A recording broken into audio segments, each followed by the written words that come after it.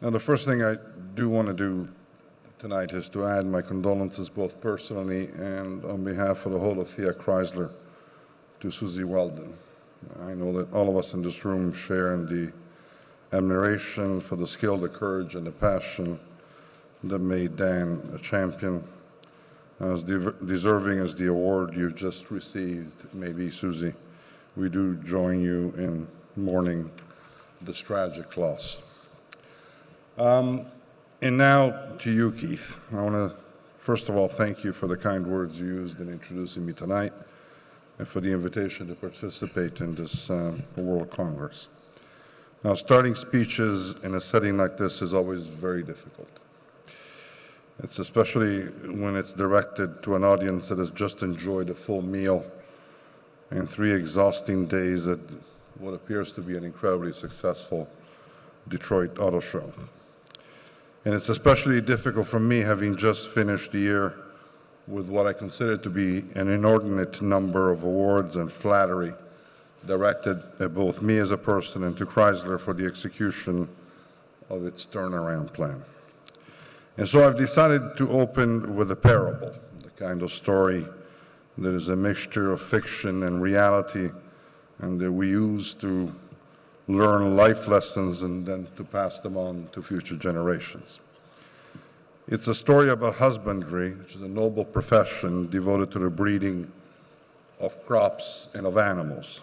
And in this profession, the terms service or servicing are used to refer to the act of procreation or copulation between animals. And so, for example, when a stallion mates with a mare, it is said that the stallion is servicing the mare. Now, the parable is a story about bulls and cows, and it starts with 3 bulls that are grazing in a vast expanse of the Canadian prairies. And a young bull, a middle-aged bull, and a much older one. And all of a sudden, the young bull notices a group of appealing, attractive cows at the bottom of the hill, and he turns to the other 2 guys and he says, "Let's run down the hill and service all the cows." And the more experienced and sensible middle-aged bull answers, "Let's walk down and service just a few." And the road-tested old bull tops it all off by saying, "If we hide in the tall grass, maybe they will not see us."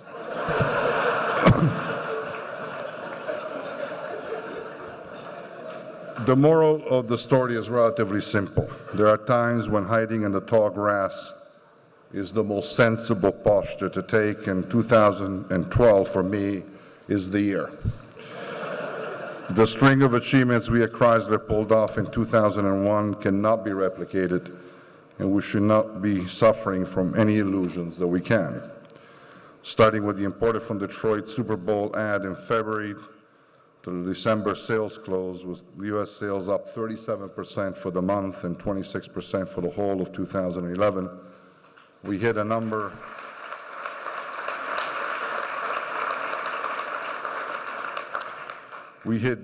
of balls right out of the park. And so the string, we know, cannot be replicated. And therefore, in 2012, the marching orders for all of us are to keep our head down, stay humble, and to keep on pushing. Now, any other posture would carry with it the inherent risk that we will be the victims of a servicing act by one of our competitors. And that, to me, is not a pleasant prospect at best. Now, as an aside, just to load you up with cocktail conversation material, you should know that financial institutions use the term service or servicing to refer to their relationship with their clients, which finally explains the high degree of discomfort I've always felt after a meeting with bankers in Wall Street.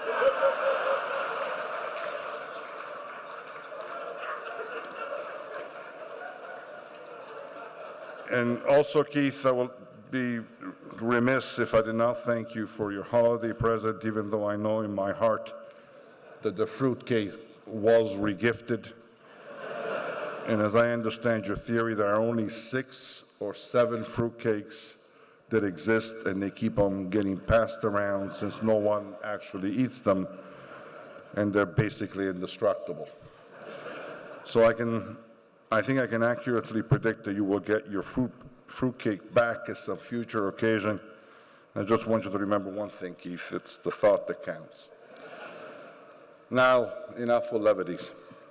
Good evening, ladies and gentlemen. I had the privilege to speak to this World Congress 2 years ago. Some, not many things, have not changed since then. For example, my wardrobe choice, and aside from my preference for black on black, many events over the past 2 years were not foreseeable, proving once again something which I've always believed in, that the only thing that's constant is change. 2 years ago, no one could have forecast the massive oil spill that occurred in the Gulf of Mexico, a tsunami that would devastate Japan, and the protest movements would overthrow long-standing regimes in the Arab world. All of these events deeply affected the lives of millions of people, and their effects have rippled through our business world with outcomes which are still fundamentally unclear. They're also a good reminder to us about the hazards of predicting the future. Now, recently, a journalist, apparently much younger than me, wrote this in the Montreal Gazette. He said, as a child of the 80s, I grew up with predictions of flying cars, spaced as the next suburban neighborhood, and domesticated robots to do all the housework. This was all going to happen by the dawn of the new millennium. But I have yet to see a flying car, although we're getting closer. No humans are living on Mars, and nobody I know has a robotic servant. Now, no one can argue that civilization has not come a long way, but futuristic dreams have given way to survival and to prevention. We are in the midst of a fascinating paradox. We face environmental, financial, technological, and societal turmoil, but we're living in an era of remarkable transformation. Now, if you're expecting to hear about flying cars, I'm afraid that you wandered into the wrong session.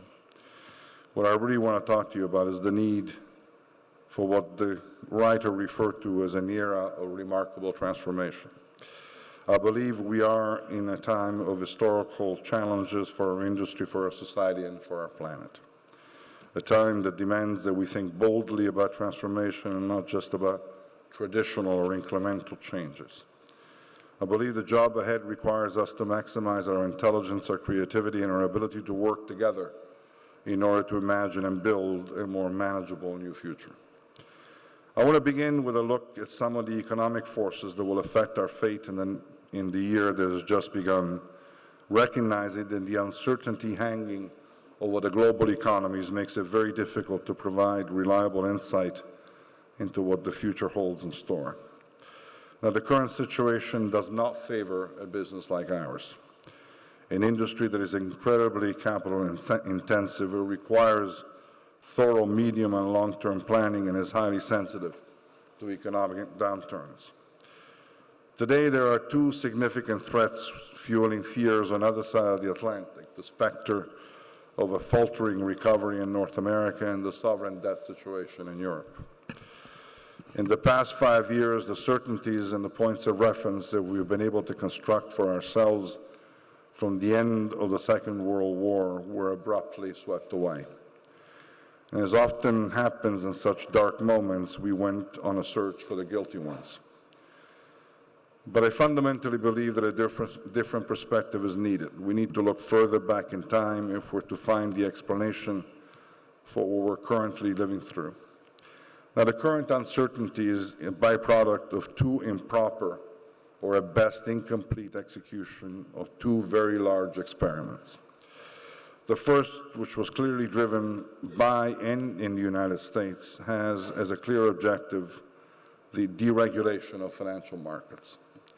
And the second one was concocted in Europe, proposed the single market and the single currency as the solution to the political instability that had characterized Europe for hundreds of years and resulted as a final act in a tragic manifestation that we know as World War II. Now, the first experiment brought us close to Armageddon, and the second has the potential to finish the job. Now, just to put people's minds at rest, I'm not here to preach doom and gloom. In fact, I don't subscribe to the more pessimistic scenarios.